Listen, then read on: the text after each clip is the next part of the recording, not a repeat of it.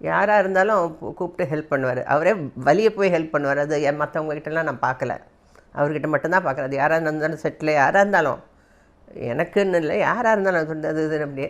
அதே மாதிரி என்கிட்ட சொல்லுவார், நான் வந்து 7 வயசில் நாடக கம்பெனியில் நடிக்க போகும்போது எப்படி இருந்தோ நீ அப்படி தான் இருப்பேன், அப்படி தான் இருக்கிற போட்டார். அந்த 15 வயசு நடிக்க வந்தப்போ நீ அப்படி தான் இருக்கிறேன் அப்படின்வார்.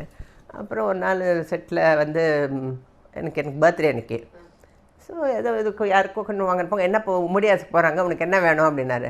ஐயோ எனக்கு ஒன்றும் வேணாங்க அப்படின்னா. இல்லை சொல்லு, எதாவது என்ன வேணும் சொல்ல. சொல்லு எதை நம்ம முடியாது, எனக்கு ஒரு மோதிரம் இப்படி யாரும் பெரிய நெக்லஸ் கொடுங்க, அது கொடுங்க, அது கொடுங்க, நீ என்ன அப்படி கேட்குறேன் அப்படின்னாரு. இல்லைங்க எனக்கு ஒரு மோதிரம் எனக்கு வேணாம். ஸோ என்னுடைய வளர்ப்பு நான் ஒன்றும் சொல்ல முடியாது, ஏன்னோ சரின்னு அப்போ தான் பாருங்க. நாளும் பொழுதும் வாழும் வரையில் நினைத்திடு என் தோழா.